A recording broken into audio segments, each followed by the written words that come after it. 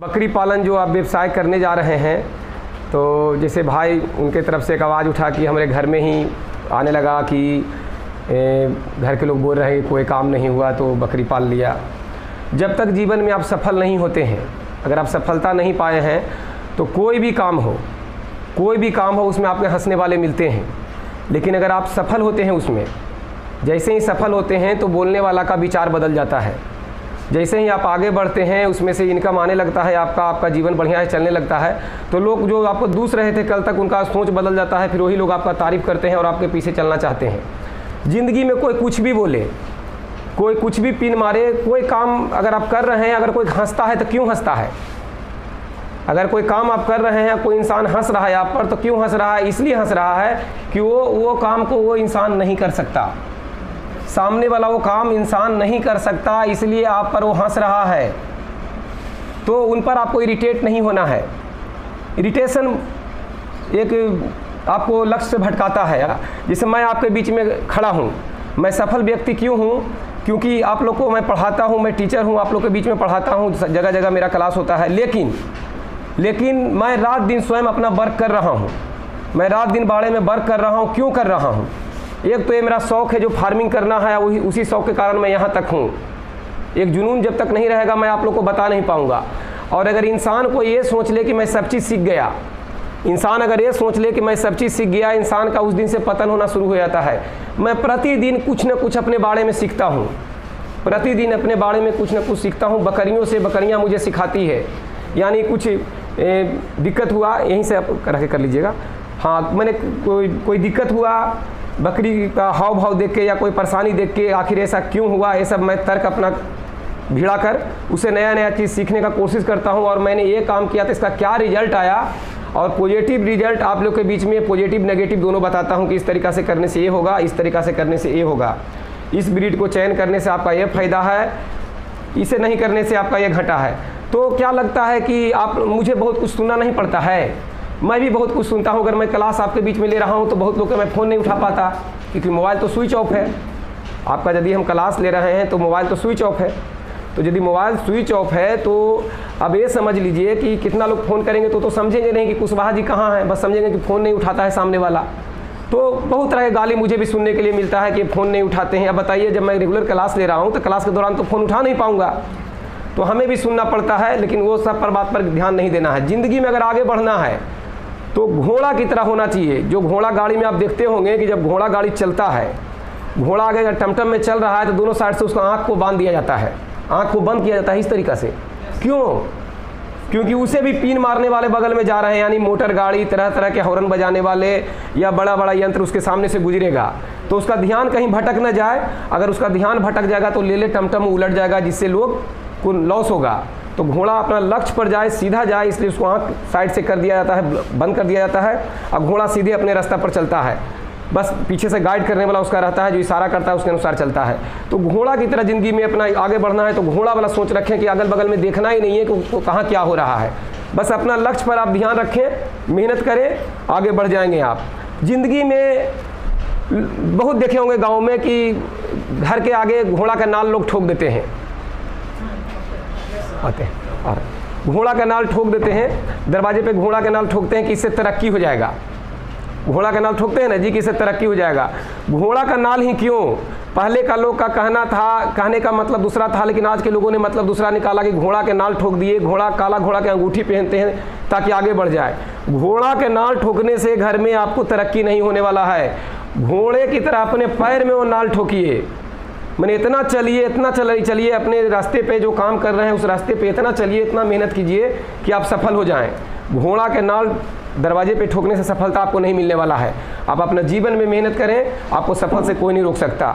जो चीज़ें यहाँ ट्रेनिंग के दौरान आपको बताया गया और अभी जो बताया जाएगा उसको फॉलो करते हैं, एक एक चीज़ को मन में रखते हैं और उस तरीक़ा से मेहनत करते हैं तो आपको कहीं से नुकसान नहीं है। बकरी पालन जो बकरी पालन जो आप सीखने का आपने मूड बनाया है और बकरी पालन सीख रहे हैं, तो एक कोई अजूबा चीज़ नहीं है। पहले से भी गांव में लोग बकरियों को पाल रहे हैं।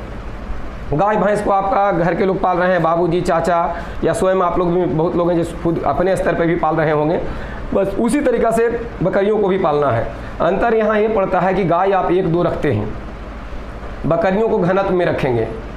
घनत्व में रखेंगे तो जब ज़्यादा संख्या में रखेंगे तो बकरियों में बीमारी आता है, क्योंकि घनत्व में एक जगह रहने पर तो बीमारी आएगा ना, मल मूत्र के उसका संपर्क में आने की वजह से, बहुत सारे कारणों की वजह से बीमारी आएगा। तो उस सब चीज़ों के बारे में अगर हम जान लेंगे कि वो बीमारी से कैसे बचें, बीमारी आने न दें, सैनिटाइज कर लें बाड़ा को, जिस तरीक़ा से सफाई के दौरान मैंने बोला कि चूना पाउडर का भुरकाब करना है, बहुत सारी चीज़ों को मैंने आपके सामने रखा और भी आगे अभी बताना है, तो आपको वो सब समस्या आएगा ही नहीं।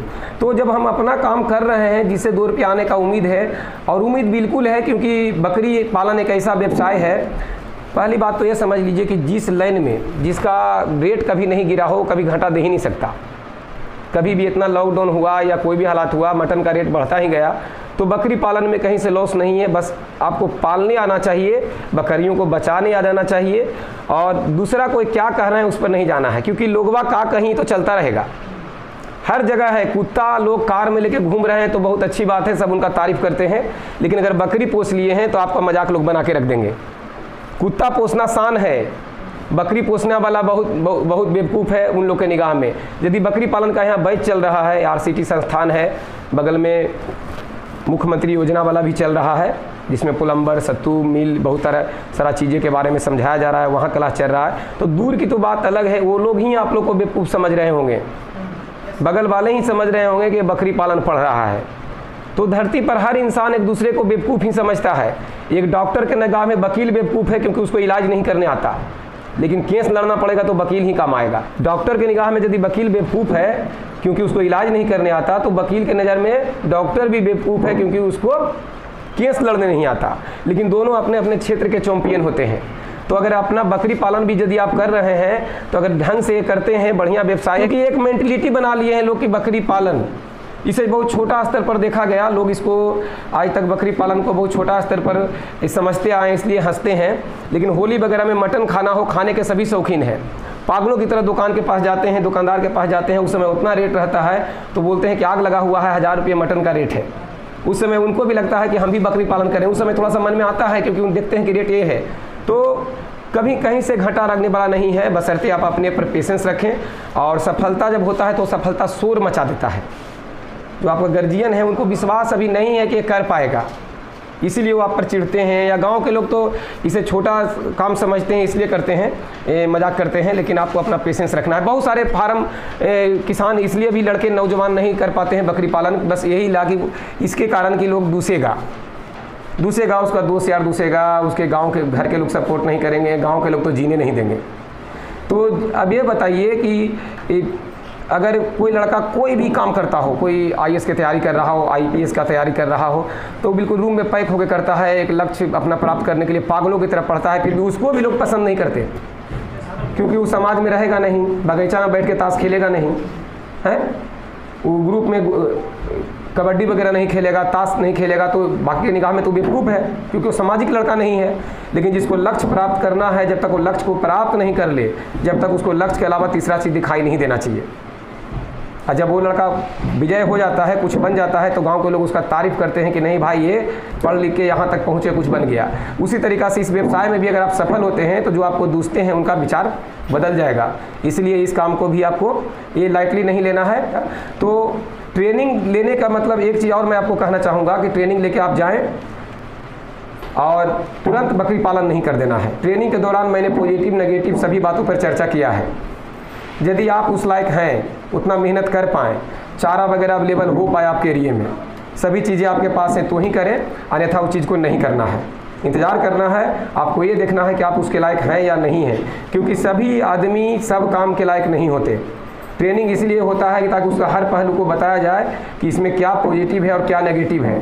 ठीक है, बिकने में कहीं से दिक्कत नहीं है, लेकिन पालने में दिक्कत तो है। पालने में ये दिक्कत है कि पार्ट टाइम जॉब नहीं है, इसमें पूरा आपको टाइम देना पड़ता है, पूरा टाइम देना पड़ता है। तो आप टाइम दे पाएंगे या नहीं दे पाएंगे, ये बिल्कुल किसानों वाला काम है।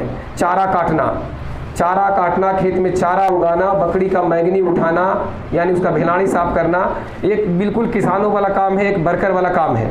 तो क्या उसके लिए आप तैयार हैं या न हैं, यहाँ से जाने के बाद सोच लीजिएगा तो ही फार्मिंग कीजिएगा। ऐसा नहीं है कि ट्रेनिंग ले लिए हैं तो हमें करना ही करना है, ऐसा नहीं है। ट्रेनिंग लेने के बाद भी सोचना है क्या मैं उस पर खरा उतरूँगा, क्या मैं इतना कर पाऊँगा। ट्रेनिंग का मतलब ये होता है कि जो आप ऐसे करते तो आपको कोई एक्सपीरियंस नहीं था, दराक्स आप जाते बिल्कुल कर लेते। ट्रेनिंग का मतलब है कि जो, तो अगर आप कर पाते हैं इस तरीक़ा से तो ही आएँ, और नहीं तो सही में मजाक बनेगा, है ना। तो यदि आप ट्रेनिंग तो ले लिए, लेकिन जब मजाक नहीं बनना है तो उतना मेहनत कर पाएँ, उतना संसाधन हो आपके पास तो ही फार्मिंग में आएँ, अन्यथा इंतज़ार करें उस लायक आप रेडी हो जाएं तो करें। तब तक के लिए आपको अपने आप को परखना है कि मैं उस लायक हूँ या नहीं। ठीक है, धन्यवाद।